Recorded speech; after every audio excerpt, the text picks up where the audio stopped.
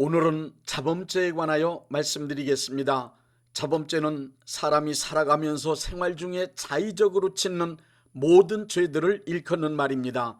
먼저 사람이 왜 죄를 짓게 되는지 그 원인을 불신자의 경우와 크리스찬의 경우 둘로 나누어 말씀드리겠습니다. 첫째, 불신자들이 죄를 짓게 되는 원인을 설명드리겠습니다. 불신자란 말은 예수님을 믿지 않는 사람, 거듭남의 경험이 없는 사람이란 뜻입니다. 아담의 원죄를 물려받아 타락한 죄인의 신분으로 범죄 가운데 살고 있는 사람들을 일컫는 말입니다. 이러한 죄인의 상태를 예수님께서 마가복음 7장 20절부터 23절에 정확하게 말씀하셨습니다. 또 가라사대 사람에게서 나오는 그것이 사람을 더럽게 하느니라. 속에서 곧 사람의 마음에서 나오는 것은 악한 생각, 곧 음란과 도적질과 살인과 간음과 탐욕과 악독과 속임과 음탕과 흘기는 눈과 회방과 교만과 광팬이 이 모든 악한 것이 다 속에서 나와서 사람을 더럽게 하느니라. 죄인의 모습을 로마서 1장 29절에서는 곧 모든 불의, 추악, 탐욕, 악의가 가득한 자요 시기, 살인, 분쟁, 사기, 악독이 가득한 자라고 표현하고 있습니다. 이렇게 원죄에 지배된 타락한 죄인의 신분으로 살아가는 불신자들의 마음속에는 죄를 짓고자 하는 욕망이 가득 차 있습니다. 마음속에 가득 차 있는 죄를 짓고자 하는 욕망이 생각과 말과 행동으로 표출되는 것이 곧 범죄입니다. 그러므로 타락한 죄인의 신분으로 살아가는 불신자들이 범죄하는 것은 너무 당연하고 자연스러운 일입니다. 둘째, 크리스찬이 죄를 짓게 되는 원인을 설명드리겠습니다. 크리스찬이란 하나님의 자녀로 거듭난 사람들이기 때문에 원죄가 해결되어 죄인의 신분을 벗어난 사람들을 말합니다. 그래서 크리스찬은 이론적으로 죄를 지을 수 없는 사람들입니다. 이러한 사실 때문에 우리는 크리스찬이 되는 즉시 완전히 변화되어 범죄와는 전혀 상관없이 선하고 의롭고 진실하게 천사 이상의 수준으로 거룩한 삶을 살게 되는 줄 알았습니다. 그러나 기대와는 다르게 크리스찬이 된 후에도 현실에서 불신자와 다름없이 여전히 죄를 짓는 삶을 살아가고 있다고 하는 것이 우리 모두의 솔직한 고백입니다. 크리스찬이 된 후에도 여전히 죄를 짓게 되는 이유가 있습니다. 한마디로 성화되지 못한 미성숙한 크리스찬이기 때문에 죄를 짓는 것입니다. 거듭난 것은 성화가 시작된 것에 불과합니다. 크리스찬이 의롭게 된 것은 거듭남과 동시에 하나님께서 의롭다고 인정해 주신 것이지 실제로 의로워진 상태는 아닙니다. 완전히 의로워지고 성화되어 예수님을 닮은 장성한 분량에 이르기 전까지는 우리 모두는 언제 어디서 어떻게 넘어질지 모르는 연약한 존재들입니다. 거기에다 우리의 신분이 크리스찬으로 변한 것과는 달리 죄를 짓고 살았던 모든 조건과 환경은 조금도 변하지 않은 채 그대로 존재하고 있습니다. 그러면서 미성숙한 크리스찬으로 하여금 다시 죄를 짓고 넘어지게 만들기 위해 그 영향력을 강력하게 행사하고 있습니다. 미성숙한 크리스찬들에게 다시 죄를 짓도록 만드는 영향력은 네 가지가 있습니다. 첫째, 영향력은 육신의 정욕입니다. 바울같이 변화되어 영적인 수준이 상당히 높은 사람도 자신이 육신의 정욕에 의한 영향을 크게 받고 있음을 로마서 7장 18절부터 21절에 고백하고 있습니다. 내 속 곧 내 육신에 선한 것이 거하지 아니하는 줄을 아노니 원함은 내게 있으나 선을 행하는 것이 없노라. 내가 원하는 바 선은 행하지 아니하고 도리어 원하지 아니하는 바 악을 행하는도다. 그러므로 내가 한 법을 깨달았노니 곧 선을 행하기 원하는 나에게 악이 함께 있는 것이로다. 내 속사람으로는 하나님의 법을 즐거워하되 내 지체 속에서 한 다른 법이 내 마음의 법과 싸워 내 지체 속에 있는 죄의 법으로 나를 사로잡는 것을 보는도다. 오라, 나는 곤고한 사람이로다. 이 사망의 몸에서 누가 나를 건져내랴. 요한일서 2장 16절엔 세상의 유혹에 흔들릴 수 있는 육신의 정욕과 안목의 정욕과 이생의 자랑이 우리 안에 존재하고 있음이 기록되어 있습니다. 우리 모두는 거듭났다 하여도 육신을 가지고 살아있는 한 육신에서 일어나는 정욕의 강력한 영향력 하에 있음을 잊지 말아야 합니다. 둘째, 환경의 영향력입니다. 우리는 하나님의 자녀로 변화되었지만 살고 있던 환경은 조금도 변화되지 않은 채 그대로입니다. 우리가 크리스찬으로 거듭난 것과는 상관없이 주변 사람, 사회 구조, 자연 등 삶의 모든 환경은 조금도 변화되지 않았습니다. 불신자로 죄를 짓고 살아가던 때와 다름없이 그대로 존재하며 그 영향력을 행사하고 있는 것입니다. 그래서 하나님의 자녀로 거듭난 크리스찬들은 창세기 12장에 하나님은 아브라함에게 왜 본토 친척 아비집을 떠나라고 하셨는지 깊이 생각해 봐야 할 것입니다. 셋째는 습관의 영향력입니다. 거듭나는 변화를 경험했어도 육체의 깊이 배인 습관까지 사라진 것은 아닙니다.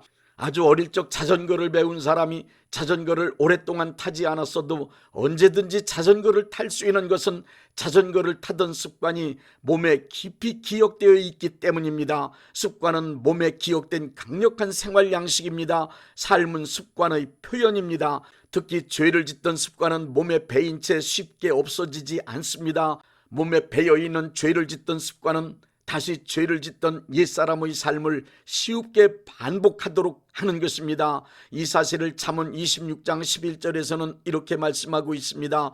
개가 그 토한 것을 도로 먹는 것 같이 미련한 자는 그 미련한 것을 거듭 행하느니라. 그래서 바울은 디모데전서 4장 7절을 통하여 망령되고 허탄한 신화를 버리고 경건에 이르도록 네 자신을 연단하라고 말하고 있는 것입니다. 넷째는 이 세상에 존재하는 마귀의 영향력입니다. 에베소서 6장 10절부터 17절은 모든 크리스찬들을 향하여 마귀의 관계를 대적하기 위하여 전신갑주를 입으라고 말씀하고 있습니다. 우리가 하나님의 자녀가 되었기 때문에 마귀가 포기했을 것이라고 생각하면 착각입니다. 이 세상의 임금인 마귀는 지금도 크리스찬을 다시 타락시켜 종으로 삼기 위하여 육신의 정욕, 습관, 환경을 통하여 수많은 수단과 방법을 동원하여 유혹하며 공격하고 있음을 알아야 합니다. 그렇기 때문에 마귀가 공격할 수 있는 틈을 주지 않기 위하여 전신갑주로 무장해야 됨을 바울은 강조하고 있는 것입니다. 이제 자범죄의 실상에 관하여 7가지로 말씀드리겠습니다. 첫째, 신앙적인 죄가 있습니다. 하나님을 섬기는 일에 관한 죄로서 로마서 1장 19절부터 23절에 의하면 인간이 하나님을 영화롭게 아니하는 죄입니다. 이 죄는 창조주 하나님이 존재하신다는 것을 분명하게 알면서도 하나님을 무시하고 하나님께서 베푸신 은혜를 입고 살면서 하나님께 감사하지도 아니하고 오히려 하나님께 드려야 할 영광을 자기 것으로 삼는 죄를 말합니다. 하나님을 찾아 하나님께 예배하지 않은 것은 물론 우상을 만들고 그것을 섬기는 등 잘못된 신앙을 갖는 죄를 서슴없이 짓고 있습니다. 일상생활에서 하나님보다 더 높이고 하나님보다 더 사랑하고 하나님보다 더 의지하는 것을 마음에 간직함으로 우상숭배의 죄를 짓고 있는 것입니다. 둘째, 시기 질투에 속한 죄가 있습니다. 시기 질투는 인간관계에서 가장 흔하게 짓는 죄입니다. 불쌍한 사람에 대한 연민의 정을 느끼고 도와주기는 쉽지만 가까운 사람이 잘 됐을 경우 그 사람과 더불어 기뻐하기는 그리 쉽지 않습니다. 타인이 잘 되는 것을 기뻐하기보다는 그 반대로 타인이 잘 되는 것에 대한 시기와 질투의 마음이 강력하게 일어나기 때문입니다. 다른 사람의 잘난 것, 잘 되는 것을 부러워한 나머지 잘된 사람을 무너뜨리는 행동을 포함하여 다른 사람이 안 되기를 바라는 심술궂은 생각이 중심에 있는 것입니다. 얼음판에 넘어지는 사람을 보며 재미있어 깔깔대며 웃는 우리들의 모습이 바로 그 증거입니다.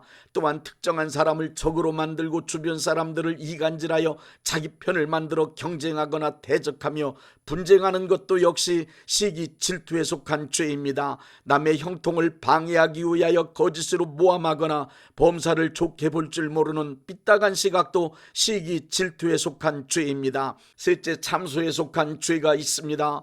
참소에 속한 죄란 말로 짓는 죄입니다. 당사자가 없는 데서 그를 헐뜯는 것, 집단이나 이웃들 사이에서 수군수군하거나 공개적으로 타인을 중상모략하는 것이 참소에 속한 죄입니다. 거짓말로 남을 속이는 것도, 허풍을 떠는 것, 나쁜 소문을 내는 것도 참소에 속한 죄입니다. 온갖 욕설이나 음담패설과 조롱하는 말, 비방하는 말 등 혀를 잘못 놀리는 것과 잘못된 글을 쓰는 것 역시 참소에 속한 죄입니다.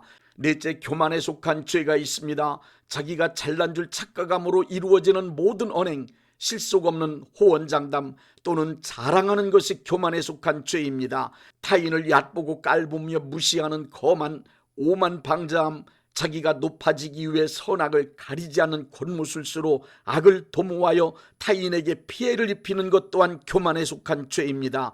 자기의 힘과 권위를 약한 사람에게 휘두르는 폭력, 요즘 흔히 말하는 갑질 또한 교만에 속한 죄입니다. 다섯째, 배신에 속한 죄를 말씀드립니다. 배신에 속한 죄란 자신의 이익을 위하여 믿음이나 약속, 의리를 저버리는 차가운 죄를 말합니다. 믿어주는 사람, 기대하는 사람을 속여서 실망시키며 약속을 어기며 사랑과 은혜를 베풀어준 사람을 외면하고 그것을 저버리는 죄입니다. 은혜를 모르거나 은혜를 외면하는 죄입니다. 불효하는 것이 배신에 속한 죄요, 바람을 피우는 것 또한 배신의 죄요, 자기의 이익을 위하여 다른 사람에게 손해를 끼치는 것도, 불량식품을 제조하여 믿고 구매한 이들의 건강을 해치는 것, 물건을 속여 파는 것도 배신에 속한 죄입니다. 사람들에게 사기치는 모든 언행이 배신에 속한 죄입니다. 여섯째, 탐욕에 속한 죄가 있습니다. 탐욕이란 자기 소유로 만족하지 못하고 더 갖기 위해 욕심부리는 뜨거운 죄를 말합니다. 탐욕에 사로잡히면 욕구를 채우기 위해 지나치다 할 정도의 열정적인 삶을 살아가게 됩니다. 탐욕에 속한 죄 가운데는 재물에 대한 지나친 욕심, 성적 쾌락만을 추구하는 온갖 음란 행위는 물론 남의 물건을 탐내고 도둑질하는 것, 식탐을 부리거나 식도락을 만족시키기 위한 행위도 있습니다. 지나친 취미생활 또한 도박이나 알코올, 마약에 중독되는 것도 탐욕에 속한 죄입니다. 탐욕에 사로잡히면 자기가 소유한 것으로 만족할 줄 모르고 타인의 것을 더 갖기 위해 별의별 짓 다 하며 열정적으로 살아갑니다. 일곱째, 생각으로 짓는 죄도 있습니다. 예수님은 여자를 보고 음욕을 품은 사람은 이미 간음죄를 지은 것이라고 말씀하셨습니다. 예수님은 마음속에 생각으로만 품고 있는 죄와 행동으로 표현된 죄를 동일하게 보십니다. 또 요한일서 3장 15절에는 형제를 미워하는 자마다 살인하는 자라는 말씀으로 마음으로 품고 있는 미움이나 살인을 동일하게 취급하고 있습니다. 우리가 짓는 자범죄들은 지금까지 열거한 것 외에 헤아릴 수 없을 만큼 그 종류가 많이 있습니다. 죄인 줄 뻔히 알면서도 일부러 짓는 고의적인 죄, 실수로 짓는 죄, 무지하거나 연약하기 때문에 짓는 죄, 혹은 부지 중에 짓는 죄 등 수많은 죄를 지으며 살아갑니다. 성경은 사람이나 집단이 망하게 되면 지은 죄 때문에 망했다고 말씀하고 있습니다. 죄 짓고 잘된 사람이나 행복하게 된 사람은 아무도 없습니다.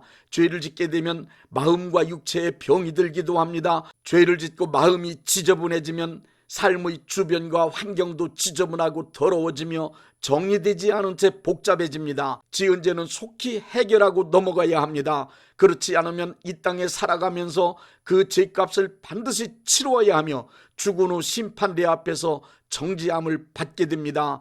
지은 죄를 해결하지 아니한 채 자주 반복하여 죄를 짓게 되면 양심에 화인 맞은 자 되어 점점 더 큰 죄를 거침없이 짓게 되므로 자신의 삶과 주변 사람들의 삶까지 완전히 망하게 만드는 자가 됩니다. 내 삶의 문제, 내 가정의 문제, 국가에 일어난 환난, 교회에 주어진 어려운 일들은 그 원인을 다른 데서 찾으려고 하면 그 문제는 해결되지 않습니다. 죄의 문제가 해결되지 않으면 삶의 문제는 절대로 해결되지 않습니다.